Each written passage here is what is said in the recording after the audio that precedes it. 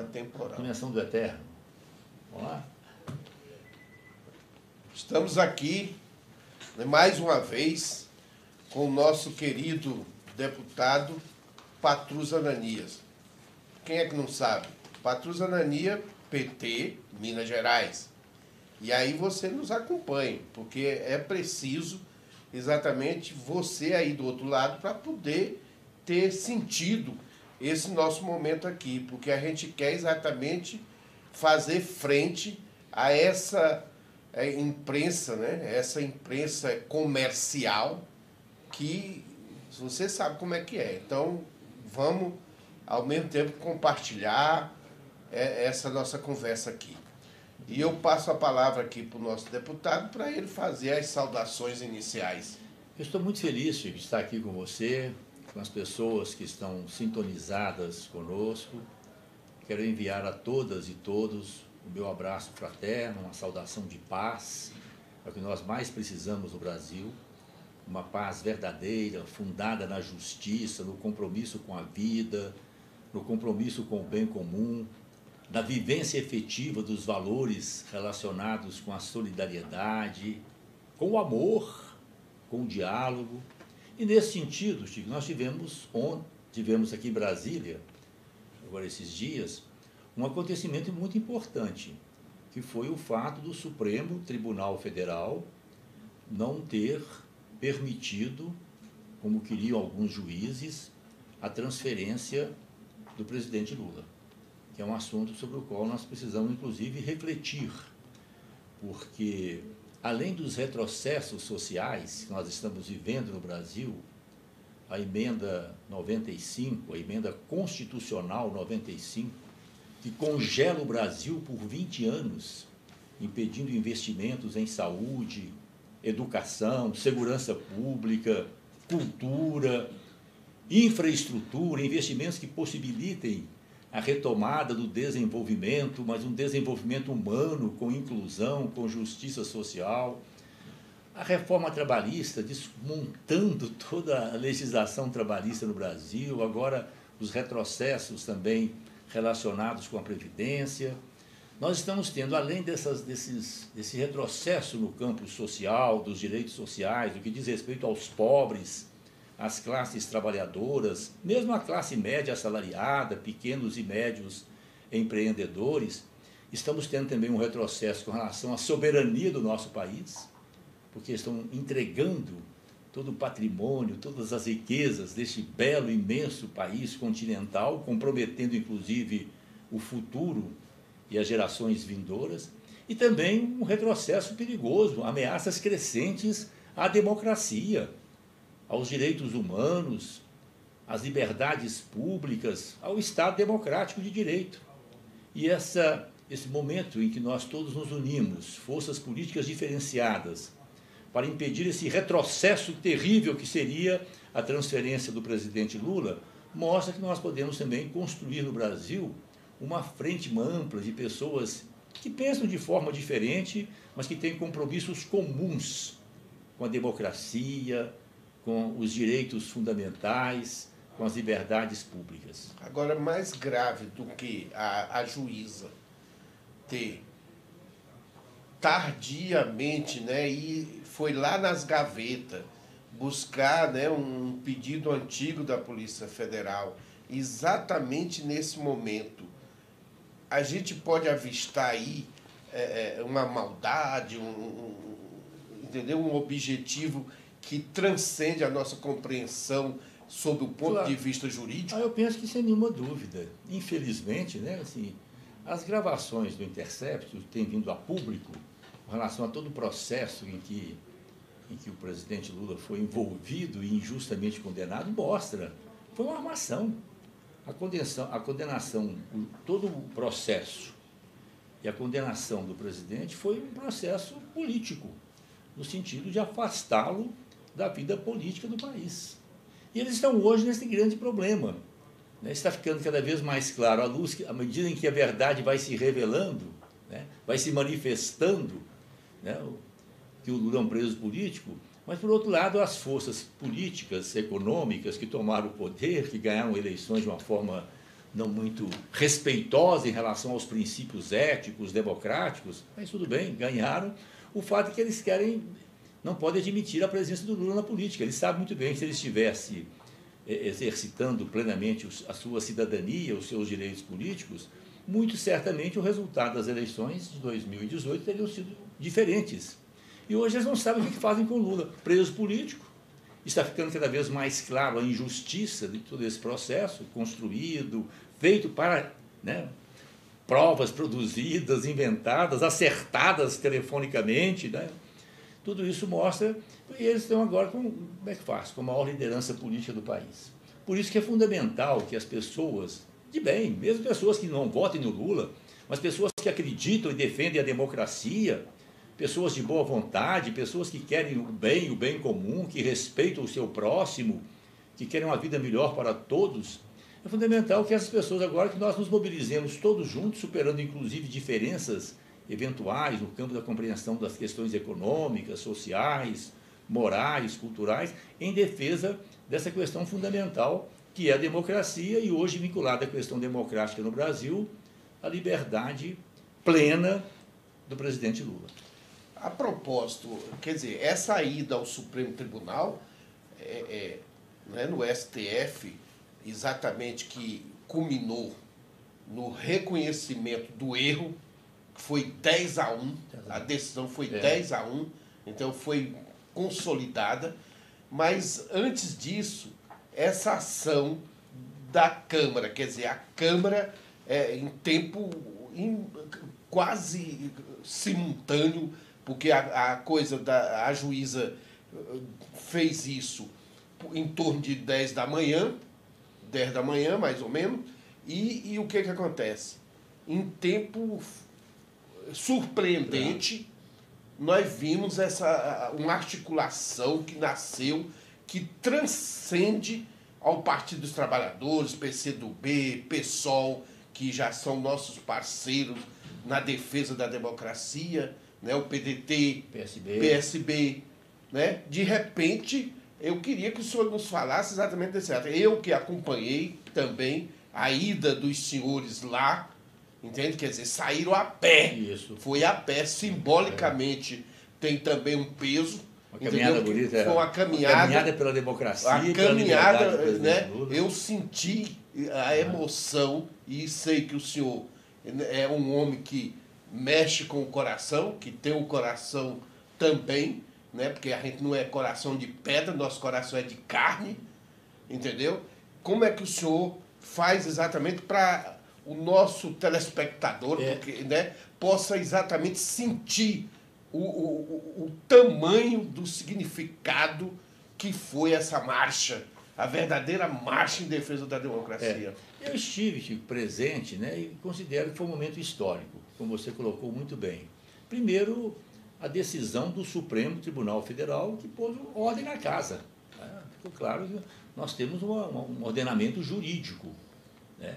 E o responsável maior por esse ordenamento jurídico, que é o Poder Judiciário, tem no seu topo, na sua referência maior, a Suprema Corte, o Supremo Tribunal Federal. Ontem, eu estou colocando aqui a data, eu me equivoquei um pouco, né? Foi dias anteriores, mas o fato é que a decisão do Supremo pôs uma ordem nesse sentido de que o Poder Judiciário no Brasil tem uma hierarquia democrática de valores, né? E o Supremo Tribunal Federal assumiu plenamente o seu lugar, porque alguns juízes, infelizmente, promotores, e as revelações aí estão mostrando isso, estão extrapolando, inclusive procurando investigar ministros do Supremo Tribunal Federal, né? Além de outras pessoas, indo além, completamente além, ferindo a lei, né? Indo além das suas atribuições legais, constitucionais, né? E nesse sentido, então, houve uma defesa vigorosa do Estado democrático de direito, que eu considero hoje está ameaçado por forças políticas que não têm compromissos com a democracia e querem a volta da ditadura. Eu passei a minha juventude lutando contra a ditadura. A ditadura é muito ruim. A ditadura que decide o livro que você pode ler, o filme que você pode assistir, a música que você pode ouvir, prisões arbitrárias, perseguições, políticos representantes do povo com seus mandatos cassados, direitos políticos suspensos, pessoas que têm que sair do país, exílios, mortes, desaparecimentos, censura à cultura, aos meios de comunicação, né? Então, essa defesa da democracia é muito importante. E a ida ao Supremo Tribunal Federal de dezenas de parlamentares, se não me falha a memória, de 14 partidos políticos, 12 ou 14 partidos políticos representados. Partidos, estavam os partidos que somam com o PT, o que nós chamamos os partidos de esquerda, de centro-esquerda, comprometidos efetivamente com a democracia, mas também com os direitos dos pobres, da classe média assalariada, com a justiça social. Estavam partidos, lideranças que discordam das nossas posições nesse campo econômico, social, de determinados valores, mas comprometidos com a democracia.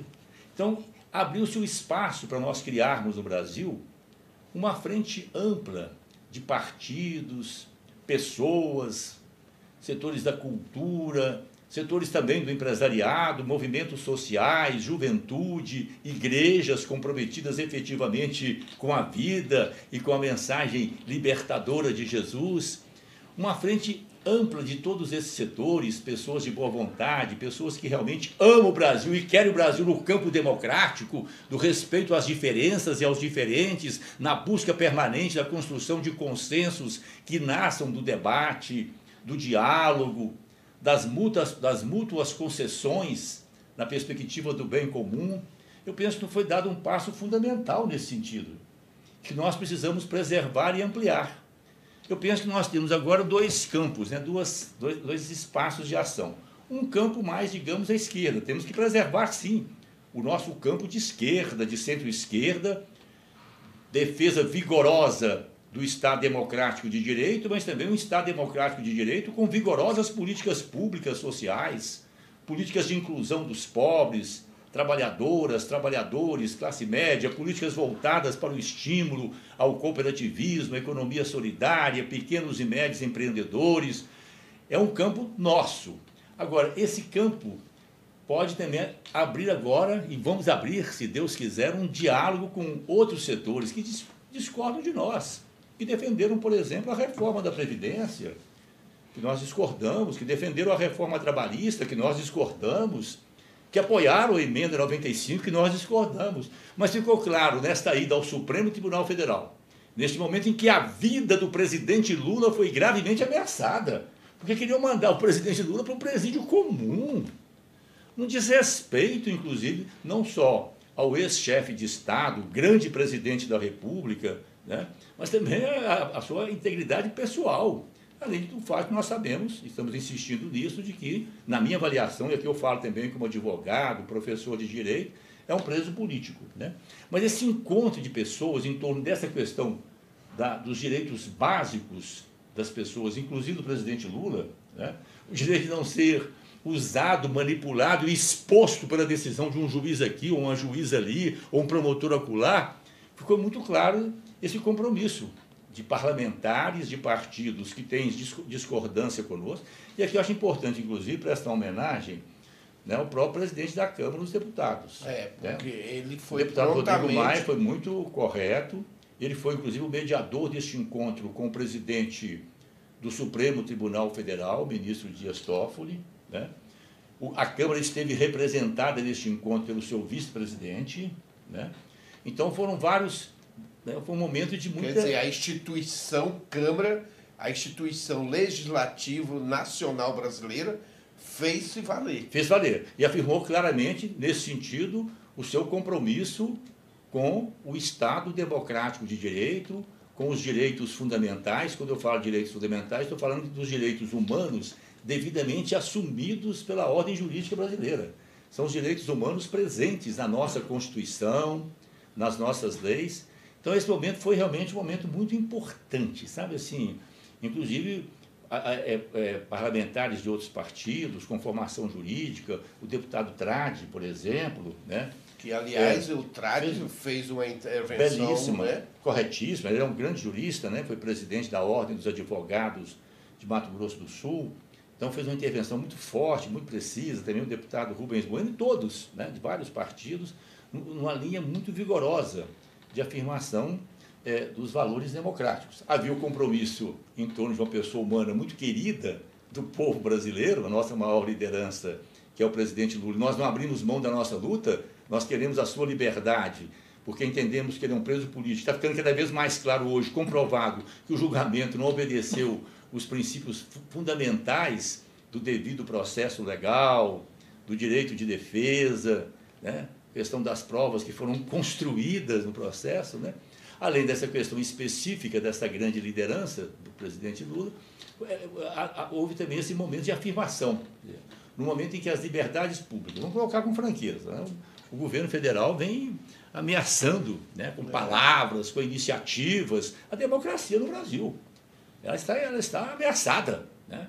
As palavras que vêm do próprio presidente da República, incitando a morte, a violência, palavras que não tocam o coração das pessoas na perspectiva de termos uma sociedade mais solidária, mais amorosa, mais justa, mais participativa, mais cidadã, né? Nesse momento, então, esses gestos e essas iniciativas de parlamentares, partidos, da própria instituição da presidência da Câmara dos Deputados, mostra claramente que o Brasil não vai aceitar retrocessos no campo da democracia. A propósito aqui, né, o senhor que, além da sua atuação no parlamento, você é um dos deputados que leva muito a sério exatamente essa tua representação advinda do povo. Aí eu pergunto, lá nas nossas Minas Gerais, o povo já está percebendo esse governo diante de tantos danos?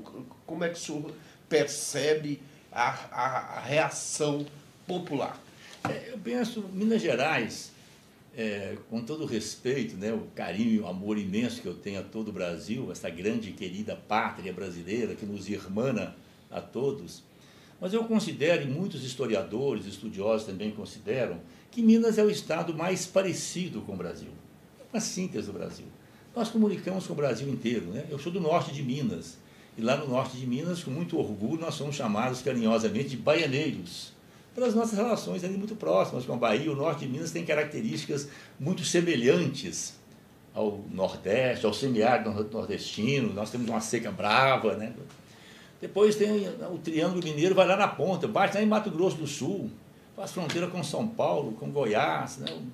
Sul, São Paulo, a região da Zona da Mata, Rio de Janeiro, Espírito Santo, né? Assim, até nós não temos uma relação direta com a Amazônia, mas temos nascentes em Minas que caminham para o Tocantins, o Rio Tocantins, e, portanto, vamos chegar também lá na bacia do Amazonas, né? Assim, até então, sob o ponto de vista simbólico. Então, eu sinto que lá em Minas, esse sentimento que percorre hoje o Brasil inteiro está também se impondo, né? Um sentimento de que nós precisamos defender alguns valores fundamentais. O primeiro deles é a importância dessa união, e Minas tem uma tradição libertária, né, em Confidência, né, liberdade ainda que tardia, né, assim, nosso Tiradentes. Eu tive as minhas discordâncias, mas nesse momento de diálogo eu preciso também resgatar as pessoas que fizeram história no Brasil, ainda que tenhamos tido com ela algumas divergências, como eu tive em relação, por exemplo, ao ex-governador, presidente, que não pôde assumir, o presidente Tancredo Neves, né, que faleceu depois de ter sido eleito pelo colégio eleitoral. O Tancredo, quando ganhou o governo de Minas, começou o discurso com uma frase célebre: mineiros, o primeiro compromisso de Minas é com a liberdade.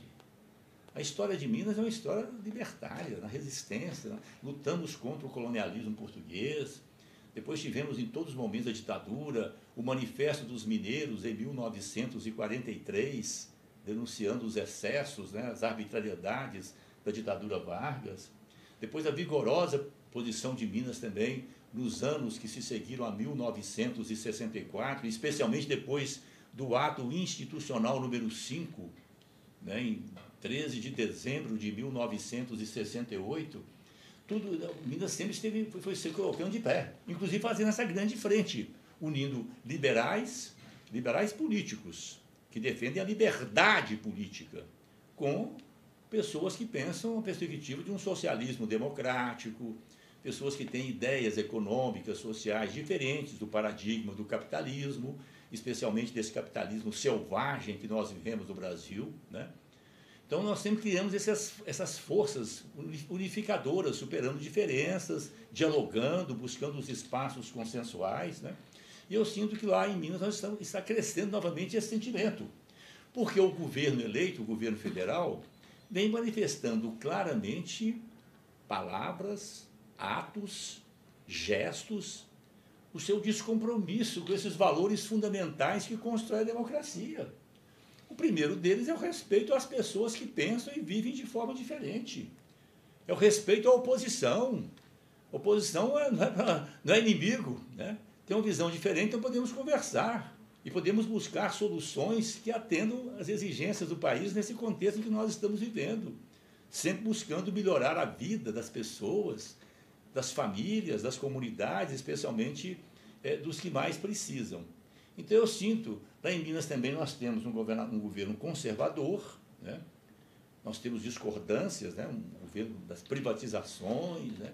Mas que até o presente momento não vem confrontando, esperamos que continue assim, não vem confrontando esses valores fundamentais relacionados com a democracia, com a liberdade, com respeito às pessoas que vivem e pensam de forma diferente.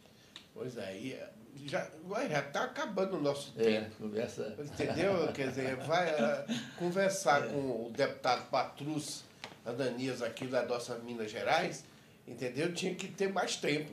Agora só esse tempinho, mas também a gente não pode tomar o tempo dos senhores aí que estão nos acompanhando, mas quem está aqui conosco, compartilhe, né, para multiplicar exatamente essa nossa fala aqui com o Patrus, mas eu não posso concluir sem não falar do Patrus ex-ministro. E aí o que está acontecendo? Nesse momento, os assentamentos estão passando por um sufoco desse governo, entendeu? Quer dizer, tomando atitudes, quer dizer, inclusive de despejos de assentamento, entende? O senhor que trabalhou tanto isso e que tem isso, eu sei, no coração, né, pelo o seu período de ministro, como o senhor está vendo exatamente também esse ataque, quer dizer, desse governo, lamentavelmente, não vem coisa boa. Não é que nós estamos torcendo pelo pior, não. Nós não estamos torcendo pelo pior. Né? Mas, infelizmente, a marca do governo, um governo que se compara até com motosserra, como é que o senhor está vendo? E com essas ressalvas que você colocou muito bem, né? Antes de ter sido, Chico, ministro do Desenvolvimento Agrário do governo da presidenta Dilma, quando nós iniciamos um trabalho com os movimentos do campo, o desenvolvimento da agricultura familiar, a agroecologia, a produção de alimentos saudáveis que efetivamente promovam a saúde e a vida das pessoas, né, o trabalho de apoio, né, ao cooperativismo. Antes de ser também ministro do Desenvolvimento Social e Combate à Fome, no histórico governo do presidente Lula, quando erradicamos a fome no Brasil, implantamos o programa Bolsa Família, integramos o Bolsa Família com as políticas públicas de segurança alimentar, com as políticas públicas da assistência social e tudo. Eu sou menino da roça. Eu passei minha infância, minha juventude em Bocaiúva. Meu pai era um produtor rural, eu conheço bem a realidade rural. Então eu penso que nós temos que ter políticas que efetivamente estimulem a produção no campo, né, gerando empregos, criando condições para que as pessoas, as famílias, possam permanecer no campo. E eu considero fundamental hoje que a gente ponha em prática um princípio que remonta às origens da tradição cristã. Né? Quando se afirmava com muita convicção, né, que Deus criou os bens para todos os seres humanos. Esse princípio está nas nossas constituições desde 1934, que é o princípio da função social da propriedade, a função social da terra. Nós defendemos, sim, o direito de propriedade, a livre iniciativa, o empreendedorismo, mas, por outro lado, nós vivemos em sociedade, somos sócios, vivemos em comunidade. Então tem questões também que transcendem o indivíduo e dizem respeito ao bem comum. Esse bem comum pressupõe também os cuidados com a natureza. A água, por exemplo, hoje, que é um valor sagrado, um valor fundamental, que está se tornando perigosamente um bem escasso. A água é um bem público hoje, embora nem sempre isso seja efetivamente traduzido na realidade. Mas a água não existe sozinha. A terra é a guardiã das águas. E a água tem a ver com a terra, com os ecossistemas, com a biodiversidade, né, com a preservação das condições que preservem as nossas nascentes, os nossos córregos, os nossos rios. Né? Então, esse debate em torno da função social da propriedade, o direito de propriedade conciliado com as exigências da vida coletiva, com as exigências do direito à vida, vida de todas e todos, né? Com as exigências da justiça social, né? Da inclusão dos pobres, é o debate que nós vamos fazer no Brasil. E, nesse sentido, a democratização da terra, permitir que lavradores pobres, agricultoras, agricultores, tenham acesso à terra e possam desenvolver as suas potencialidades, inclusive através de ações de cooperativas e tudo, me parece fundamental. Então nós estamos tendo um retrocesso lamentável no Brasil hoje, que tem a ver também com o Estado democrático de direito. Porque nós estamos vendo aí pela imprensa declarações que estão ameaçando, inclusive, a retirar de assentamentos e acampamentos pessoas, famílias, sem nenhuma obediência às determinações legais, à ordem jurídica, né, ao Estado democrático. E é importante nós lembrarmos sempre isso, né? A questão da reforma agrária, da reforma urbana, está ligada ao uso correto da terra e da propriedade. É inadmissível hoje, século XXI, né, com os desafios sociais, os desafios ambientais que nós estamos vivendo, que pessoas tenham terra, propriedade, meramente para fins especulativos. E que essas propriedades não contribuam para o bem comum, não contribuam do ponto de vista social, da inclusão, do combate à pobreza, à fome, e não contribuam também do ponto de vista ambiental. Então esse é o debate que nós precisamos fazer democraticamente na sociedade brasileira. Eu considero, por isso que é importante o que nós estamos vivendo no Brasil hoje, essas iniciativas, né, suprapartidárias, envolvendo forças políticas diferenciadas, porque nós precisamos preservar a democracia e, dentro da democracia, abrimos esse debate. Que sociedade nós queremos para nós, para os nossos filhos, para os nossos netos, para as gerações futuras. Nós temos que ter essa visão também histórica, essa visão prospectiva. Né? Então, eu penso que nós temos hoje no Brasil 3 grandes temas para serem debatidos. Então, assim, da nossa conversa hoje aqui. Né? Primeiro isso, o valor fundamental, a base, democracia. Onde as pessoas possam se manifestar livremente, respeitando, é claro, a ordem jurídica, respeitando os direitos do próximo, do outro, né? Mas onde haja um espaço para o debate, né? A busca de soluções maiores, né? A liberdade de pensamento, a liberdade de expressão do pensamento, a liberdade de criação artística, cultural, a liberdade de ser diferente na vida, nos seus procedimentos, desde que não comprometam a vida e o bem dos outros, né? Depois, além da questão da liberdade, da democracia, nós temos que discutir a soberania do nosso país. Que país nós queremos? Nós estamos agora, né, chegando aí, 7 de setembro. Né? O Brasil é, de fato, um país independente? Nós somos titulares da nossa história, do nosso destino? Que país nós queremos? Né? Quem decide o futuro do Brasil? É o povo brasileiro? Somos nós? São vocês? Ou são os grandes grupos econômicos? Esse chamado mercado, essa nova divindade que existe hoje. Né? Assim, os verdadeiros deuses. Novos deuses, eu costumo dizer que é o bezerro de ouro, o novo bezerro de ouro. Né? E a terceira, vinculada à democracia, à soberania, é a questão da justiça social. Um país que se preza, uma pátria, né? Nós cantamos no hino nacional, dos filhos deste solo e as mães gentil. Então nós queremos que o Brasil seja de fato a mãe e o pai gentis de todas as brasileiras, brasileiros, os 210 milhões, né, os que vierem também, os que quiserem também vir para o Brasil, que nós possamos acolhê-los e fazer desse país realmente uma pátria, onde todas as pessoas tenham acesso aos bens e serviços básicos da vida. O meu sonho, Eu estou ficando velho, viu? Mas eu sou mais velho que o senhor, hein? Eu estou mais velho. Só de militância, a minha militância política social começou quando eu tinha 13, 14 anos em Bocaiúva, no Diretório Estudantil de Bocaiúva. Né? Isso já tem mais de 50 anos. Né? Sabe assim? Então, são 50 anos de uma intensa militância política, social, cultural, mas sempre voltado para essa dimensão, sabe? Essa dimensão de nós construirmos uma pátria onde nós tenhamos orgulho. Né? O meu sonho é que nós cheguemos no Brasil num dia em que todas as pessoas, desde a origem, desde o ventre materno, desde o começo, que todas as nossas crianças tenham rigorosamente um patamar comum de direitos e oportunidades na vida. Aí a questão, portanto, da importância das políticas sociais, da educação pública de qualidade, a preservação da universidade pública, né, a questão da saúde, garantir a vida efetiva das pessoas desde o início. Este é o sonho de um país que eu tenho. Não vou abrir mão e quero que um número crescente de pessoas comecem a pensar sobre isso. Que pátria, que país que nós queremos?